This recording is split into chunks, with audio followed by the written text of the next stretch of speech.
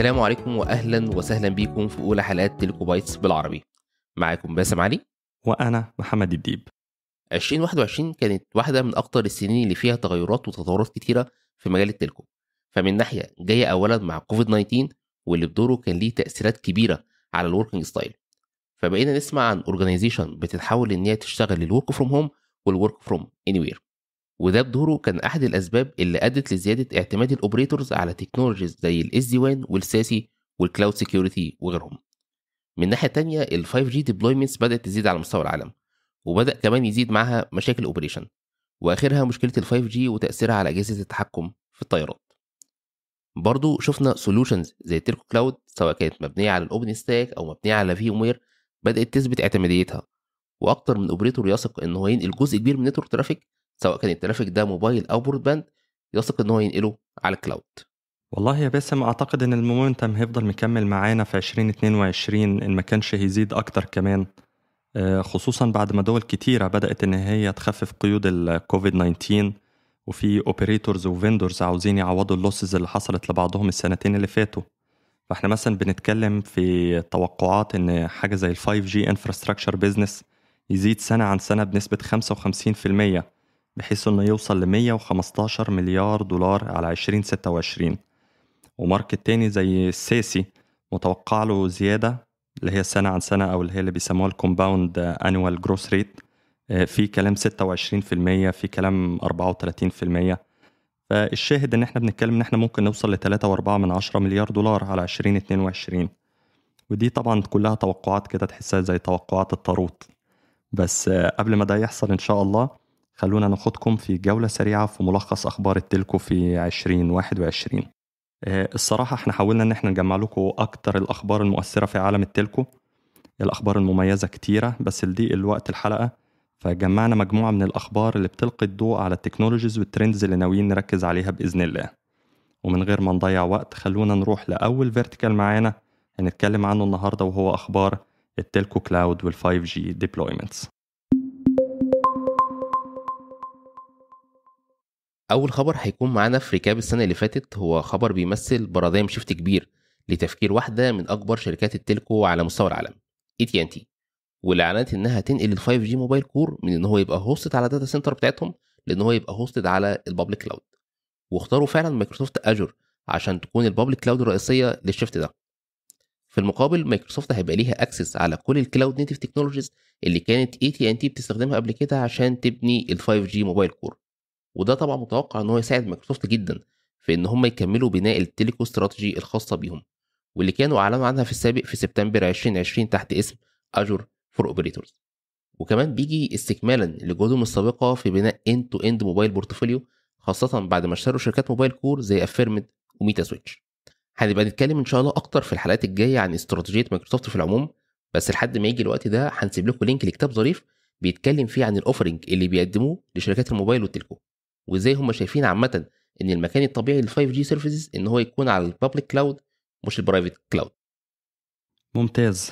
ونرجع تاني ل AT&T واللي أعلنوا إن بموجب الاتفاقية مع مايكروسوفت، فمايكروسوفت هتستحوذ على الانجينيرنج والR&D تيمز، بالإضافة لكل سوفت وير الخاص باللايف سايكل مانجمنت سواء كان كونتينرز أو VMs، واللي كانت AT&T بيستخدموها في السابق في البرايفت كلاود الخاصة بيهم. بالإضافة لكده فمايكروسوفت هتبقى مسؤولة إن هي تنقل كل ال 5G core elements الخاصة ب AT&T، ودي هتكون مسؤولية مايكروسوفت أجور إن هم ينقلوها في مدة لا تتجاوز ال3 سنين. الخبر ده بيجي بعد سلسلة أخبار عن شركات تيلكوم كبيرة بدأت تنقل فعلا ال 5G كور للبابليك كلاود، زي ديش فيران وسيوسكوم اللي نقلوا المرة دي ال AWS. بس الفكرة هنا إن شركة بحجم وتأثير AT&T يعني تستحق وقفة. ف AT&T بايونير واحدة من أوائل الشركات اللي ادت الكونسبت بتاع التلكو كلاود، وساهمت في سولوشنز اوبن سورس كتيرة زي الأوناب والDA نص وغيرهم. فلما الشركة بالحجم والتأثير ده تاخد ديسيجن ان هي تموف للبابليك كلاود، فدي أظن يعني نقطة لازم نقف عندها شوية، وأعتقد ان ده هيبقى محفز لشركات تانية ان هي تفكر في نفس الدايركشن ده.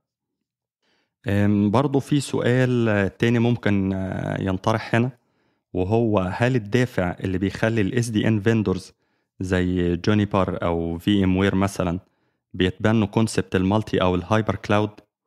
هل ده ممكن لأن هم عاوزين يخلوا السولوشنز بتاعتهم تسبورت أكتر من اوركستريتور زي الأوبن ستاك والأوبن شيفت، وفي نفس الوقت يبقى شغال مع البابليك كلاود استعدادا للشيفت لل 5G هوستنج زي ما حصل مع AT&T؟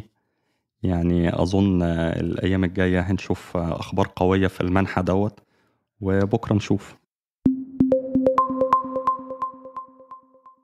على الناحيه التانية بقى تماما، فرايزون اعلنت اختيارها لاي بي ام وريد هات عشان يكونوا المين انتجريتور والمين سبلاير بالترتيب للكلاود بلاتفورم الخاصه بفرايزون المعروفه بالفي سي بي. خليني اديكم فكره بسيطه عن الفي سي بي. فرايزون كلاود بلاتفورم هي واحده من اكبر الديبلويمنت المبنيه على الاوبن ستاك، واللي فرايزون بداتها في 2015 وكملتها في اواخر 2016 تقريبا، ونزلت من ساعتها في البرودكشن. الفي سي بي بتستخدمها فرايزون النهارده عشان تبقى يونيفايد انفراستراكشر للبيزنس بتاعها، سواء كان البيزنس ده في الوايرلس او في الواير لاين او في بيزنس الانتربرايز عامه. طيب ايه نوعيه السيرفيس اللي موجوده على الفي سي بي؟ تقريبا كل حاجه. فرايزون لما بنت الكلاود كانت حاطه في دماغها انها تستخدمها عشان تعمل هوستنج لاي سيرفيس اكروس البيزنس دومينز اللي هي شغاله فيها النهارده. فهنلاقي عليها اي ويب ابلكيشن او اي سيرفيس اشورنس او اي مونيتورنج تول او حتى التلكو كلاود اللي عليه ال5G كور لفرايزون. كل الكلام ده موجود وهوستد على الفي سي بي. برضه محتاجين نعرف ان الكلاود دي مش اوبن ستاك واحد، لا دي اكتر من كلاستر ومتوزعين في اكتر من ريجن. الفيندورز الرئيسيين اللي فرايزون اشتغلوا معاهم كانوا ريد هات اوبن ستاك من ناحيه الفيم، وديل من ناحيه السيرفرات، وبيك سويتش اللي هي حاليا اشترتها اريستا كاس دي ان كنترولر، ودول كانوا بيمثلوا الان اف اي لاير. زائد ان فرايزون عملت ان هاوس تولز كتيره مسؤوله ان هي تعمل بيزنس اوركستريشن ما بين السيرفيس لاير والان اف اي لاير. فرايزون تيم باي ذا واي يعتبروا بابليك سبيكر شبه دايمين في اي اوبن ستاك صامت، ودايما هتلاقوهم بيشرحوا ديتيلز كتير عن الفي سي بي وايه طبيعه المشاكل اللي واجهتهم والحلول اللي قدروا يوصلوا ليها. وبرضه لازم نعرف ان اختيار فيرازون للاوبن ستاك كان نابع من عدم ثقه في الكونتينرز والكلاود نيتيف تكنولوجيز عامه في الوقت ده، عشان كده اختاروا يروحوا في السيف سايد مع الاوبن ستاك والفيرتشوال ماشين. بس بعد ما بقى في موبايل كور كتيره بيزد على الكلاود نيتيف وبدات فعلا تثبت اعتماديتها، فيرايزون بتعيد النظر مره تانية في الاستراتيجيه بتاعتها، وبرضه هتفضل مكمله شغل مع ريد هات لبناء الكلاود نيتيف بلاتفورم، بس المره دي على ريد هات اوبن شيفت. المايجريشن بلان للنيو كلاود هتتم بالتدريج، بمعنى فيرايزون هتفضل معتمد على الاوبن ستاك في البدايه لانه زي ما قلنا شايل ال 5G سيرفيس الحاليه، وفي نفس الوقت هيعملوا رولينج اوت لنيو كلاود على الاوبن شيفت تدريجيا، بحيث ان ال 5G كونتينرز اللي هي شغاله على الاوبن شيفت تفضل شغاله وشايفه السيرفيس القديمه على الاوبن ستاك. في جميع الاحوال واضح ان فيرايزون ما زالت مستمره في استثمارها في البرايفت كلاود لل 5G كور ديبلويمنت عكس AT&T. من الناحيه الثانيه ممكن نشوف الخبر ده ان كان واحده من انجح الاكوزيشن اللي حصلت في بيزنس الكلاود في الكام سنه اللي فاتوا كانوا ما بين اي بي ام وريد هات. الاكوزيشن ده لو تفتكروا تمت في 2019 واشترت فيها اي بي ام ريد هات بمبلغ 34 مليار دولار، ومن بعدها اي بي ام قررت ان كل البرودكت لاينز بتاعتها لازم تكون متوافقه ومبنيه بصوره او باخرى على ريد هات اوبن شيفت، وبالتالي ده بيقوي فرص اي بي ام مع الكاستمرز اللي عندهم او ناويين يروحوا مع ريد هات برودكت في العموم زي فرايزون.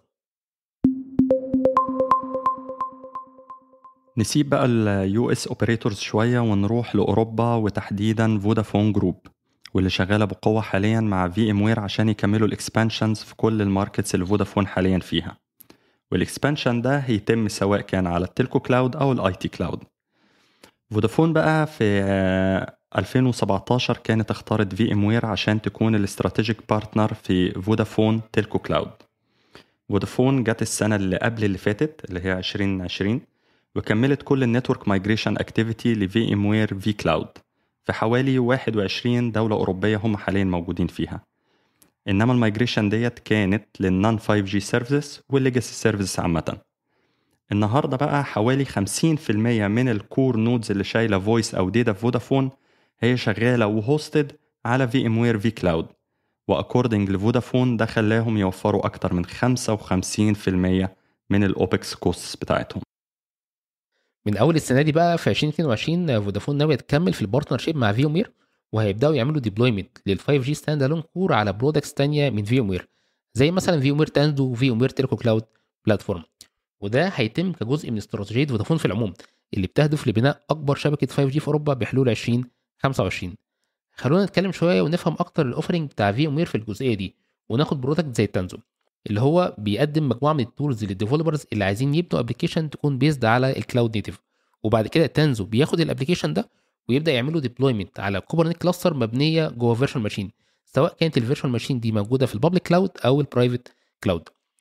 بالطريقه دي الابلكيشن هيكون معمول له ايزوليشن كامل عن اي ورك لود تاني او اي ابلكيشن موجود في الانفايرمنت. بالاضافه لكده تانزو هيبقى مسؤول عن جزئيات زي المونيتورنج والاوبريشن واللايف سايكل مانجمنت عامه لكل حاجه في الابلكيشن ده. الميزه الرئيسيه والقويه اللي بيقدمها برودكت زي تانزو ان هو بيستخدم نفس الاي 6 اي كومبيوتس الموجوده قبل كده، وبالتالي فودافون مش محتاجه تعمل انفستمنت او نيو انتجريشن للانفراستراكشر الجديده عشان تروح للكلاود نيتيف. خاصه برضو ان التانزو هو كمان فولي انتجريتد مع الفي سفير. وبعد كده يجي البرودكت التاني من في ام وير اللي هو تيلكو كلاود بلاتفورم او تي سي بي، وده هيشتغل كاوركستريتور لل 5G ابلكيشنز اللي اتبنت قبل كده على تانزو. فمثلا وانت بتعمل ديزاين للنتورك سيرفيس بالتوسكا تقدر تستخدم واحد من الابلكيشن اللي انت بنيتها على تانزو بالاضافه لاي في ان اف ديسكريبتور تاني وتجمعهم مع بعض في نتورك سيرفيس واحده، وبعد كده تقدر تعمل اونبورد لكل النتورك سيرفيس ديت على كلاود، سواء كانت برايفت زي الاوبن ستاك او الكوبرنيتس او بابليك على امازون او جوجل او مايكروسوفت.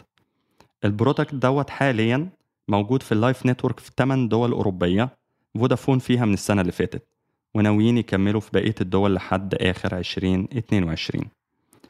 المهم هنا إن فودافون جروب بمساعدة في ام وير طبعا عايزين يبنوا حاجة زي common infrastructure لكل الكلاود ابليكيشنز، بصرف النظر هو الابليكيشن ده في الأصل تيلكو بيزد ولا اي تي 5G. ده طبعا هيسهل على فودافون جزئية الأوبريشن والمانجمنت على المدى البعيد، واللي في نفس الوقت هينعكس طبعا على أرقام الكابكس والأوبكس. توجه حقيقي قوي من فودافون، وإن شاء الله هنفضل متابعينكم بآخر أخباره في الحلقات الجاية بإذن الله. الخبر الرابع هيكون من دويش تيليكوم، وهو خبر مختلف شويه عن الاخبار اللي فاتت، وبيسلط الضوء الى حد ما على استراتيجيه دويش تيليكوم في ال 5G في العموم. الخبر بيقول ان دي تي هتبني الانفراستراكشر الخاصه بال 5G على الكوبرنيتس. لحد هنا الخبر تقريبا عادي، يعني تقريبا كل الاوبريتورز رايحين للكوبرنيتس والكلاود نيتيف عامه في ال 5G. بس اللي مش عادي بالنسبه لدي تي ان هي هتبني الانفراستراكشر الحاليه بكونسبت اسمه كلاستر از سيرفيس. وهنا الكوبرنيت كلاستر اللي هي اصلا معموله عشان تشيل ال 5G سيرفيس بقت هي كمان بتتقدم بصوره سيرفيس. فالهدف من الكونسبت زي كلاستر از سيرفيس ان هو الاوبريتور يقدر يعمل ريبليكيشن للانفراستراكشر في اكتر من مكان، ويسهل عليه كمان فكره ان هو يبني ويهد الكلاستر في اي وقت من غير اي مشاكل. وبرضه بيقدم حاجه زي ايزوليتد انفايرمنت للاند يوزر. وعشان دي تي تقدر تعرف تعمل مانجمنت لكل السيرفيسز وكل الكلاستر اللي هتتبني دي كلها، افتكروا احنا كل يوزر تقريبا هيبقى ليه الكلاستر الخاصه بيه، هيستخدموا الكونسبت تاني اسمه جيت اوبريشنز او الجيت اوبس. طريقه المانجمنت والبروفيجننج المختلفه دي هتخلي دي تي تقدر تعمل مانجمنت لحوالي 25 كور سايت، بالاضافه لاكتر من 10000 ايدج سايت باوبريشن تيم لا يتعدى ال 15 فرد. خلونا مثلا نتكلم اكتر عن حاجه زي الجيت اوبس. الفكره هنا اننا بنستخدم الفيرجن كنترول زي الجيت، وبنعرف عليه شكل الانفرا اللي الابلكيشن محتاجها. فمثلا الديفلوبر بيجي يقول انا محتاج كام كونتينر للابلكيشن بتاعي، وايه السبيكس الخاصه بكل واحد فيهم، وايه شكل النتورك اللي انا متوقع ان هي تكون ما بينهم. كل ده بيعرفه في صوره كود، وتبقى مسؤوليه الجيت اوبس ساعتها ان هي تاخد التعريف او الديكليريشن دي وتعمله امبلمنتيشن على كوبرنيت كلاستر معزوله عن بقيه الابلكيشن. طيب لو الديفلوبر مثلا محتاج ان هو يعمل ابديت او باتشنج او يغير حاجه في الكود اللي موجود في الابلكيشن، نفس الكلام الجيت اوبس هتبقى مسؤوليتها ان هي تعمل رول اوت للباتش ده بحيث ما يحصلش اي اوتج او اي سيرفيس ديجريديشن للسيرفيس الموجوده او اللي بيقدمها الابلكيشن. الحاجات دي باي ذا واي لو تفتكروا مبنيه وليها علاقه كبيره بكونسيبت زي الانفراستراكشر از كود والسي اي سي دي عامه. بس الفرق هنا ان حاجه زي السي اي سي دي مهتمه ازاي اقدر استخدم الفيرجن كنترول اللي هو احنا قلناها زي الجيت مثلا عشان اعمل كونتينوس ديليفري للابلكيشن. الجيت اوبس بتستخدم نفس الفكره بس المره دي من ناحيه الاوبريشن. دي تي شغالة مع شركة اسمها ويف ووركس عشان تكون البارتنر الرئيسي في الرولينج اوت. ويف ووركس هي شركة ناشئة تأسست في 2014، وكان مجال شغلها الأساسي إن هي تعمل تولز تساعد الديفلوبرز عشان يبنوا الابليكيشنز على الكوبرنيتس. وحاليا دي تي مع جوجل وأمازون وإريكسون وأورنج من أكبر المستثمرين فيها. استخدام فيرجن كنترول زي الجيت هيسهل على الاوبريتور انه يعمل تراكنج لاي تشينج حصل في الابليكيشن، وازاي التشينج دوت اتعمل له امبلمنتيشن بعد كده، ومين كمان اللي عمل له ابروفال، وكمان بيديله القدره والفلكسبيليتي انه يعمل رول باك في اي وقت. بس المره دي مش مجرد رول باك من على نود او كده، لا، احنا هنا بنقدر نعمل رول باك للكلاستر كلها او الانفايرمنت كلها على بعضها. وهنا بيجي اختلاف الابروتش الخاص بدوتش تيليكوم عن باقي الاوبريتورز التانيين. فدي تي هنا مهتمه جدا بالكواليتي بتاعه الاوبريشن والال سي ام، بنفس اهتمامها ان يكون عندها نيو تكنولوجيز. وده برضو كان واضح في استراتيجيه تانية من دوتش تيليكوم، بس في التلكو كلاود المره دي مش في ال 5G. فدي تي عندها استراتيجيه اسمها 3210. ال 3 هنا مقصود بيها ان هم يحولوا اي فكره جديده من ان هي مجرد تكون فكره او بروجكت عند ديزاين تيم، لان هي تكون ديبلويمنت حقيقيه ولايف على التلكو كلاود في خلال 3 شهور بس. طبعا يعني تخيلوا حاجه زي كده كان ممكن اصلا تاخد من سنه لسنتين في المتوسط يعني، وايه حسب التساهيل. عندهم بقى ال2 هو عدد الايام مش الشهور المره دي، اللي هتاخدوا اي نيو ريليز من اي فيندور عشان يحصل لها رول اوت في كل البرودكشن سايتس. لاحظ ان اليومين دول برضو داخل فيهم التستنج والفاليديشن اللي بيتم في الستيجنج انفايرمنت. ده طبعا يعني بيفكرك ممكن بالخناقات اللي بتحصل مثلا عشان تنزل مثلا بسوفت وير ريليز، مثلا نقعد لنا 3 4 5 6 شهور مثلا عشان نعرف نعمل ايه حاجه زي كده. ال1 هو عدد الايام عشان يعملوا باتشنج لاي بج تحصل في كل سايت، وده كله بقى ايه هيحصل بزيرو نايت شيفت. يعني مش هتبقى محتاج ان انت تنزل MDT بالليل علشان تعمله، لان هم واثقين ان اي تشينج على البرودكشن ينفع يتم في الوركينج اورز الطبيعيه ومش لازم له اي مينتنس ويندو. طيب الاستراتيجيه دي ومع اتجاه دي تي لشركه ديف اوبس في الاساس زي ويف ووركس بيقول لك قد ايه دي تي عندها اهتمام كبير بالاوبريشن كواليتي، وقد ايه الديف اوبس خاصه والسوفت وير كونسبتس عامه بقى ليها مكان كبير في اساسيات التصميم والتشغيل للشبكات عموما. اوكي، والخبر اللي بعده والاخير في هذا السياق متعلق بشكل كبير باول خبر اتكلمنا عنه، واللي هو كانت فيه AT&T بتنقل ال 5G كور لمايكروسوفت بابليك كلاود. الخبر ان مايكروسوفت اعلنت انضمامها رسميا للاوبن انفراستراكشر فاونديشن، والمعروفة اختصارا بالاوبن انفرا كعضو بلاتيني. اوبن انفرا هي الاورجنايزيشن المسؤولة عن اوبن سورس بروجكتس كتيرة متعلقة ببناء الانفراستراكشر. وللمعلومية فمن اهم البروجكتس اللي موجودة حاليا في الاوبن انفرا هو الاوبن ستاك بحد ذاته. مايكروسوفت معروف عنها طبعا ان هي واحدة من اللاعبين الرئيسيين في الدومين بتاع البابليك كلاود، واهتمامها المفاجئ ان هي تنضم الاورجنايزيشن مختصة بالبرايفت كلاود الى حد ما ممكن يكون غريب شوية.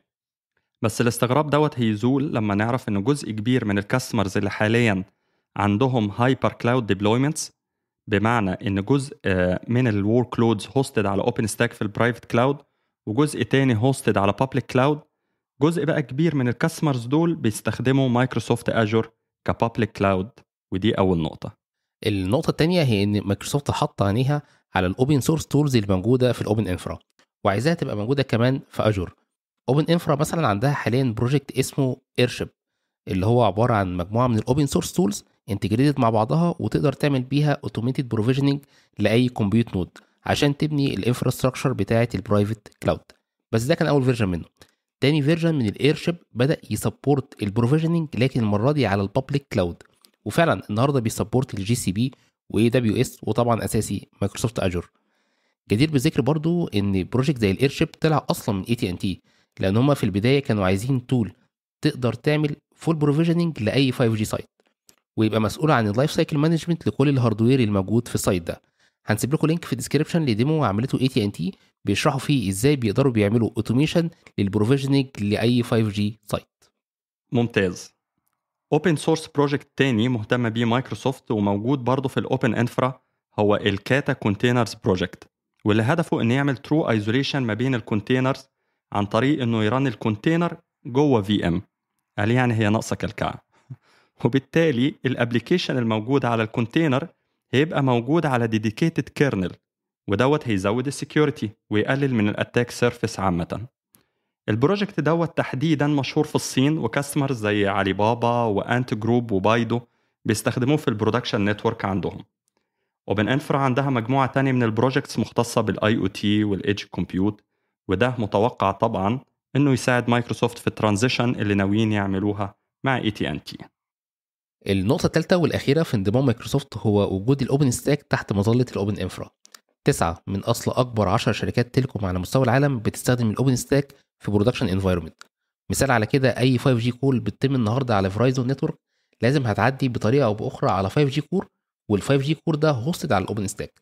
حد تاني مثلا زي تشاينا تيليكوم عندها أكبر ديبلويمنت للأوبن ستاك على مستوى العالم، والديبلويمنت دي فيها أكتر من 6 مليون سي بي يو كور. وبالتالي وجود الاوبن ستاك في التلكو امر مفروغ منه ولا جدال عليه.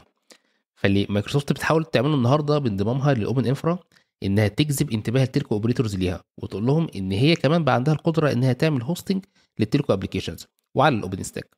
وفعلا كانوا قدموا سوليوشن لان هم يبنوا الاوبن ستاك على الكوبرنيتس، يلا عشان يعني الكلكعه تزيد بالمره. بس الميزه هنا بقى المره دي ان كل الستاك ده سواء كان الكوبرنيتس او الاوبن ستاك هيتعمل له مانجمنت من مايكروسوفت وهم هيبقوا مسؤولين عنه، والاوبريتور فقط هيكون كل اللي عليه ان هو يجيب التلكو ابلكيشنز ويختار الفي ان افس. واعتقد ان يعني ايفن حتى ده كمان هيبقى متاح على الماركت بليس بتاع مايكروسوفت، بحيث يبقى الاوبريتور عنده القدره ان هو في مرحله ما يديبلوي فاليديتد ديزاين اند تو اند على تلكو كلاود في مايكروسوفت. شخصيا اعتقد ان مستقبل التلكو كلاود لسه ما اتحددش، فيا اما تكون بالكامل على البرايفت كلاود زي ما اغلب الديبلويمنتس موجوده النهارده، او انها تبقى موجوده على ميكس من البابليك والبرايفت كلاود. وفي جميع الاحوال الهايبر سكيلرز كسبانين كسبانين. ومن أخبار ال 5G والتلكو كلاود لأخبار ال SD-WAN والساسي. فبعد الانتشار الملحوظ لل SD-WAN أو ال Software Defined WAN Technology اللي بيمتد لأكتر من 10 سنين دلوقتي، وبزوغ نجم الساسي أو ال Secure Access Service Edge بداية من 2019، بنلاقي إن 2021 كانت مليئة بالأخبار اللي بتبين قد إيه الماركت دوت مستهدف بشدة من قبل العديد من البيج فيندورز والستارت أبس اللي بتحاول تثبت نفسها في سوق.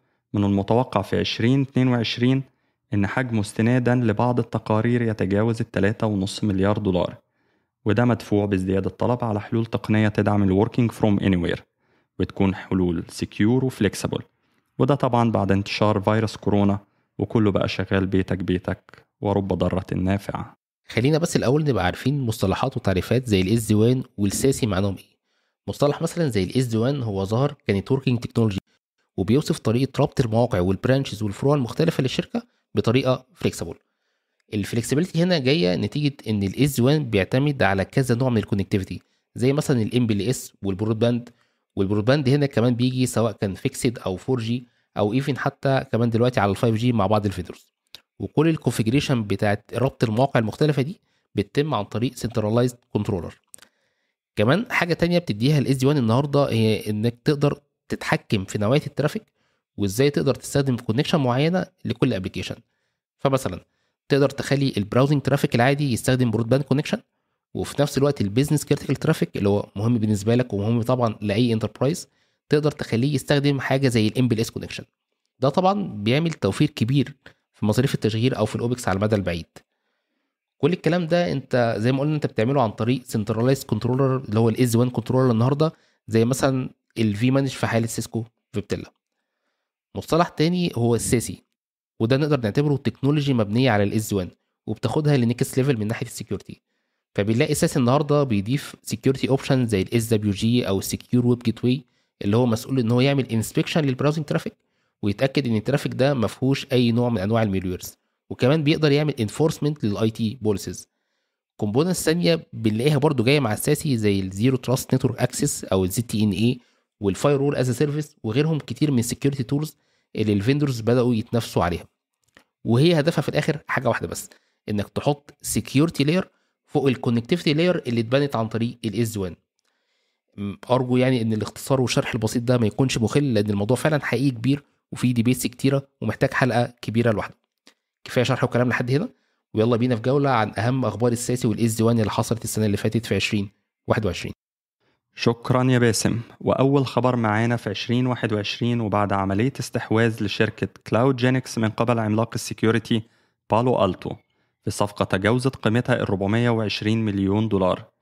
بالو ألتو في 2021 أعلنت اكتمال الاندماج بين البريزما أكسس والكلاود جينكس SD-WAN سولوشن تحت مسمى بالو ألتو بريزما ساسي، واللي من خلاله بالو ألتو بتقدم واحد من أكتر الساسي سولوشنز تكاملاً. فبالاعتماد على قوة بالو ألتو في السيكيورتي المعروف طبعاً عنها زي ال SWG والفايروول as a service إلى آخره، ما كانش ناقص إلا سولوشن SD-WAN قوي يمكن بالو ألتو من تقديم ساسي سولوشن متكامل، وده اللي تم بعد اكتمال عملية الانتجريشن ديت. جدير بالذكر إن لما بالو ألتو استحوذت على كلاود جينكس كان حاصل نوع يعني نقدر نقول من الانتجريشن المبدئي ما بين التو ابليكيشنز دول. فكان المستخدم بيقدر يعمل حاجة كانوا بيسموها الانتليجنت اونبوردنج للنيو سايتس من خلال الكلاود جينكس SD-WAN، وفي نفس الوقت يبقى تحت مظلة البريزما اكسس، انما كان كل برودكت يعتبر مازال قائم بذاته. اللي حصل بقى خلال السنة دي هو عملية ميرج للتو برودكتس من حيث السوفت وير كومبوننتس، بحيث ان هو في الاخر يبقى ابليكيشن واحد. ده طبعا تطلب ميرج لكل الكومبوننتس زي الاناليتكس والمانجمنت والفيجواليزيشن والداتابيزز، واللي سهل بقى حاجة زي كده كان الكلاود نيتيف اركتكتشر للابليكيشنز، سواء كان كلاود جينكس او بالو ألتو في نفس الوقت. ومن اخبار الفيندورز لاخبار الكوميونيكيشن سيرفيس بروفايدرز، بريتش تيليكوم كانت متخوفه من الساسي برودكتس الفيندور لوكت، بمعنى ان الكاستمر اللي هيروح للفيندور ده مضطر ان هو ياخد كل الكومبوننتس سواء كانت سكيورتي او SD-WAN منه هو بس. الموضوع ده عامل مشكله، خصوصا وان في شريحه كبيره من الكاستمرز اوريدي عندهم سكيورتي تولز وسكيورتي سيرفيس من فيندورز هم بيثقوا فيهم من زمان، ومش محتاجين كل حاجه للساسي كومبوننت تبقى من نفس الفيندور. وهنا بنلاقي برودكتس تانية زي نوكيا نواج او سيسكو فيبتيلا واخدين الى حد ما ابروش مختلف، وعاملين نوع من انواع الانتجريشن مع سكيورتي سولوشن زي زد سكيلر عشان يكملوا السياسي اركتكتشر بتاعهم. وكمان بنلاقي شركه زي سيسكو بتعتمد على الاكارت موديل، بمعنى انك تقدر النهارده تستخدم سيسكو فيبتيلا كاز 1 سوليوشن، ولو حبيت تقدر تضيف كمان حاجه زي سيسكو امبريلا واللي بيوفر كلاود سكيورتي تولز زي الدي ان اس لاير سكيورتي والفايرول از سيرفيس والاس جي دبليو. وكمان تقدر تضيف حاجه زي سيسكو دو واللي هو بيوفر الزد تي ان اي والادابتيف سكيورتي بوليسز. ده ما كانش هيبقى ممكن غير باعتماد سيسكو على حركه ذكيه كانت بتعملها على مدار السنين اللي فاتت، وهي انها تعمل مجموعه من الاكوزيشنز وطول الوقت بتعمل انتجريشن ما بين الاكوزيشنز دي، وبالطريقه دي قدرت تكمل السكيورتي بورتفوليو بتاعها. مثال على كده الاكوزيشن بتاع الاوبن دي ان اس. سيسكو اشترت اوبن دي ان اس في 2015، وهي حاليا اسمها سيسكو امبريلا، ودي بقت الشركه او ذراع شركه اللي بيقدم سكيورتي تولز في البورتفوليو الخاص بسيسكو في الساسي. ومن بي تي لعملاق الاي تي IBM، واللي اعلنت عن بارتنرشيب مع زي سكيلر كجزء من الساسي بلو برينتس اللي IBM صممتها لتوفير اعلى معايير الامان للشركات، مع امكانيه ان IBM هي اللي تنفذ البلو برينت، او تبقى مجرد كونسلتنسي تساعدك في اختيار الرايت كومبوننتس اللي تبيلد بيها الساسي سيت اب اللي يناسب احتياجات شركتك. وهنا زي سكيلر بتوفر الزيرو تراست سيكيورتي تولز تحت البلو برينت الخاص بالهايبر وورك بلو برينت. وللمعلومية فIBM صممت 4 بلو برينتس عشان تكفر كل اليوز كيسز اللي العملاء ممكن يحتاجوها في الساسي ديبلويمنت الخاصة بيهم.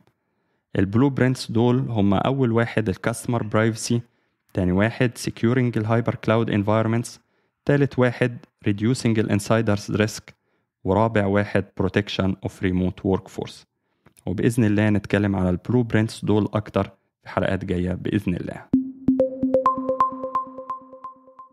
واخر خبر في فيرتيكال الساسي والاس 1 هو تقرير او ريبورت صدر من شركه IDC المتخصصه في الماركت اناليسيس، وبيعمل فيه اسسمنت عن اداء الاس 1 فيندورز في 2021. IDC عملت ايفالويشن ل 12 اس 1 فيندور مختلفين، كان منهم سيسكو، هواوي، جونيبر، نوكيا واكتر من شركه تانية، وكمان سالوا اوبريتورز عندهم اس 1 سوليوشنز موجوده في البرودكشن. نتيجه التقرير ده ان هم قسموا الفيندورز لثلاث اقسام رئيسيين.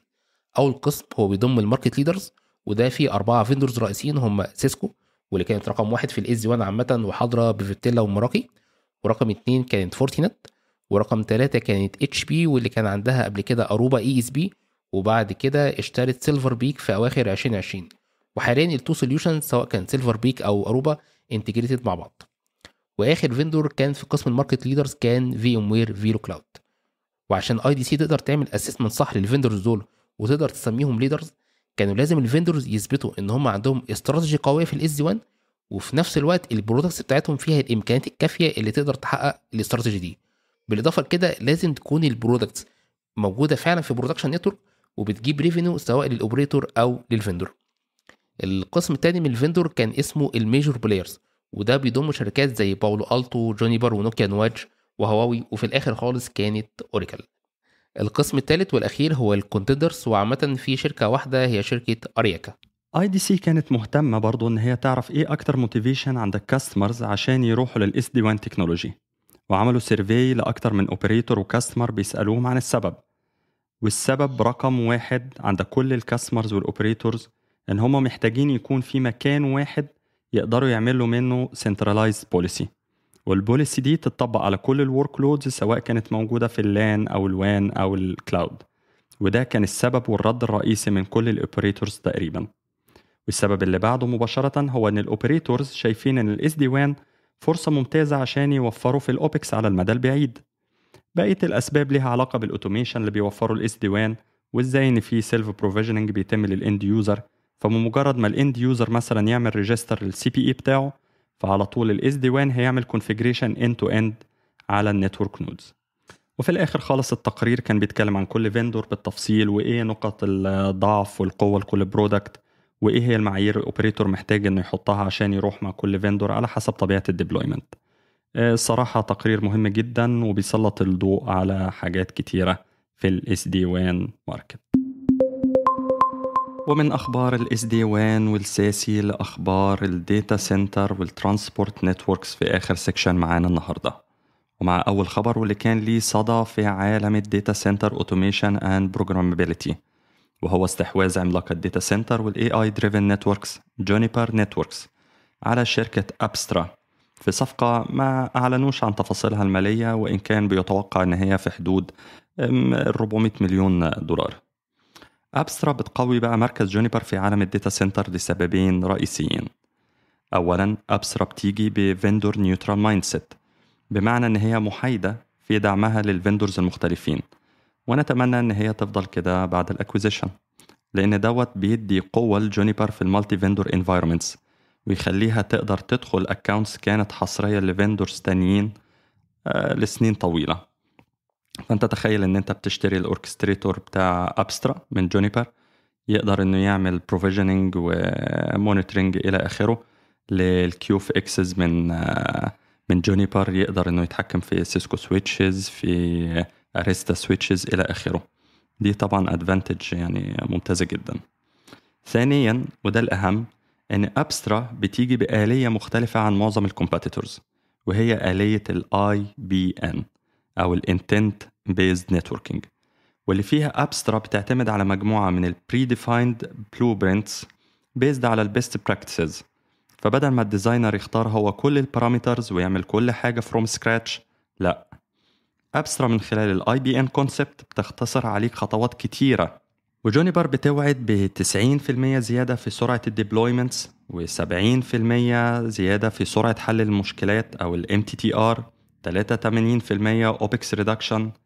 ناخد من وقتكم دقيقة أو 2 نشرح بس يعني إيه IBN، وقد إيه هي فكرة ثورية، أو ممكن نسميها الأوتوميشن بلس بلس أو أكتر شوية.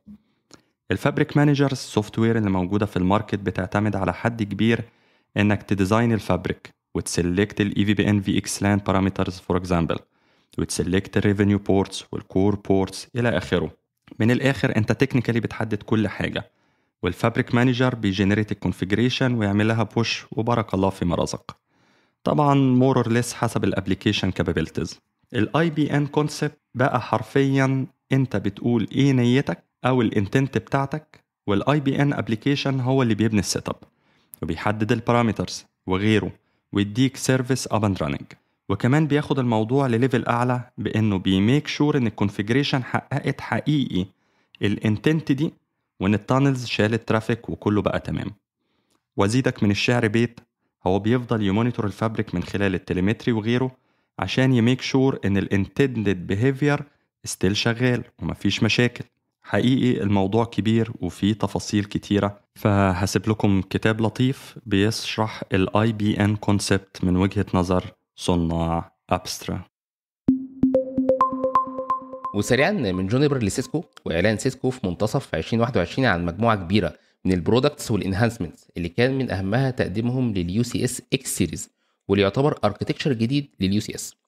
احنا عارفين اليو سي اس العادي من سيسكو اللي هو حاجه زي مثلا البي سيريز، بيجي بشاسي والبليد اللي جواه بيبقوا متوصلين ببعض عن طريق حاجه زي الفابريك انتركونكت سويتشز. وبعد كده تقدر تعمل كاستمايز لشويه حاجات في البليد الواحد عن طريق انك بتعرف حاجه زي السيرفيس بروفايل على اليو سي اس مانجر، وجوه السيرفيس بروفايل دي تقدر تعرف حاجات تانية زي البايوس فيرجن وعدد النتورك كارد المتوصله على البليد الواحد فيهم. ففي جزئيه كاستمايزيشن الى حد ما نقدر نقول ان هي كويسه. الاكس سيريز بقى الجديد من سيسكو اخذ الكاستمايزيشن لليفل تاني خالص. فدلوقتي كل الريسورسز الخاصه بكل البليدز الموجوده في الشاسي الواحد هتبقى موجوده في بول واحد كبير، وانت هتختار وهتعمل ديزاين لشكل الفيزيكال سيرفر اللي انت عايزه عن طريق تجميع الريسورسز من البول دي. فانت هنا مش هتختار بس حاجه زي النتورك كارد والبايس فيرجن زي ما كان بيحصل قبل كده، لا انت دلوقتي بتختار كمان عدد السي بي يو كورز وعدد الجي بي يو والميموري اللي انت عايزهم يبقوا موجودين في الفيزيكال سيرفر. واليو سي اس هيبقى عليه ان هو يجمعهم من البول ويعمل لك السيرفر اللي انت عايزه. حاجه كده كانك بتفكر فيها او ممكن تفكر فيها انك بتعمل زي شوبينج للسيرفر بتاعك. الشاسي الواحد من الاكس سيريز ممكن الريسورسز فيه توصل لاكتر من 600 سي بي كور وفوق ال 100 تيرا بايت من الميموري واكتر من 1.5 بيتا بايت من الستورج، وكل ده بيجي بفورم فاكتور حوالي 7 راك يونت. بالشكل ده نقدر نفكر او نقدر نعتبر ان الفيزيكال سيرفر بقى بيتعامل معامله الفي ام، فتقدر حاليا تضيف فيزيكال ريسورسز زياده لو الابلكيشن بتاعك احتاجها، بالظبط كانك شغال على فيرتشوال ماشين وانت بتعمل ليها سكيل اب. طيب ممتاز.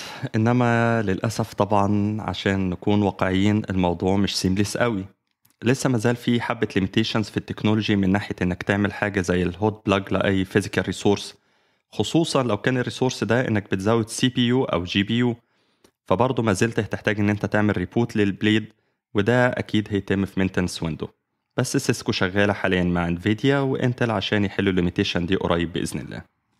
في برضه تكنولوجي جديدة سيسكو بتستخدمها في الإكس سيريس اسمها الإكس فابريك، ودي بتستخدم عشان تانتر كونكت الريسورسز دي مع بعضها. صحيح باي ذا واي الإكس هنا سواء في الإكس سيريس أو الإكس فابريك مقصود بيها إن التشاسي يقدر ياخد أي شكل سواء كان راك سيرفر أو بليد سيرفر، لأنك في الآخر بتعمل كاستمايزيشن لشكل السيرفر. طيب ممتاز. بالتالي متوقع إنه يدعم مجموعة كبيرة من الورك لودز زي الفيرجوال ماشينز والداتابيزز بأنواعها والبيج داتا أبس إلى آخره، فهيبقى مناسب للهايبر كلاودز وبيسهل كتير الاي تي اوبريشنز لأن هما بيقدروا يعتمدوا على سيستم واحد لمختلف الورك لودز زي ما قلنا. أنا حقيقي انترستد إن أنا أشوف إزاي سيسكو هتفاليديت اليو سي اس للتلكو كلاود يوز كيسز، ده إن ما كانش إن هما اوريدي عملوا كده، خاصة إن هو بيجي بكلاود اوبريشنز بلاتفورم قوي زي سيسكو انترسايت اللي ممكن نتكلم عليه في حلقات جاية بإذن الله. في 2021 سمعنا مجموعة من الأخبار زي تعاون سيسكو وتيلسترا في بناء الفرونت هول نتورك لل 5G في أستراليا، وكمان تعاون جونيبر و NEC مع هيروتيل في جنوب أفريقيا لعمل مودرنايزيشن للكور نتوركس، وغيرهم كتير من الأخبار اللي هنلاقي القاسم المشترك ما بينهم كان تكنولوجي السيجمنت راوتينج. واللي ما يعرفش إيه السيجمنت راوتينج فده ببساطة هو عبارة عن ترانسبورت تكنولوجي بتبسط إلى حد كبير عمليات التحكم في الترافيك على شبكات ال IP MPLS اللي بنسميها عمليات الترافيك انجينيرينج، وفي نفس الوقت بيقدم مجموعة كبيرة من اليوز كيسز الحديثة واللي من أهمها النتورك سلايسنج اللي بتعتمد عليه شبكات ال 5G في تطبيقات زي ال Enhanced Mobile Broadband وال Ultra Reliable Low Latency Communications وال Massive Machine Type Communications. النتورك سلايسنج ببساطة بتخلي الابليكيشن يقدر يطلب الكلاس اوف سيرفيس أو الليتنسي أو الماكسيمم باكيت لوس إلى آخره من البارامترز والكي بي ايز المختلف الابليكيشنز ممكن يحتاجها. حاجة زي كده زمان كانت تعتبر ضرب من الخيال ومعقدة جدا، إنما دلوقتي مع السوفتوير ديفايند تكنولوجيز الفيندورز بيصمموا كنترولرز اسمها الوان SDN كنترولرز زي نورث ستار من جونيبر وواي من سيسكو، اللي بيقدروا من خلالها إن هم يتحكموا في الشبكة باستخدام السيجمنت راوتينج بروتوكول ويعملوا نوع من أنواع الفيرجواليزيشن للشبكة، فتلاقي إن في سلايس بتحقق أقل latency، وسلايس تانية ليها class of service معينة، وسلايس تالتة بتتفادى core links عليها geopolitical restrictions معينة. فالنتورك حقيقي بتتحول كأن هي بقت pool of resources، وانت بتختار منها اللي يناسب احتياجات التطبيق بتاعك. دي فكرة مبسطة عن السيجمنت راوتينج وأهم اليوز كيسز بتاعته. وزي ما شفنا في خبر واحد اتكلمنا عن سيجمنت راوتينج و SDN controllers وترانسبورت نتوركس و5G وليلة كبيرة. وده يبين قد ايه في السنين الجاية التكامل بين الفيكسد والموبايل نتوركس والتكامل بين مختلف أنواع التكنولوجيز هيبقى على أشده. وده اللي بيتطلب الحد الأدنى من المعرفة في مختلف التكنولوجيز المرتبطة بال5G من ناحية الراديو أو الموبايل كور أو ترانسبورت، لأن الباريرز ما بينهم بدأت تتلاشى بشكل كبير بفضل ال NFV والسوفتوير ديفايند تكنولوجيز والفيرجواليزيشن والبروجرامابيليتي. ودي الحاجات اللي هنحاول الفترة الجاية نسلط الضوء أكتر على آخر المستجدات فيها بإذن الله.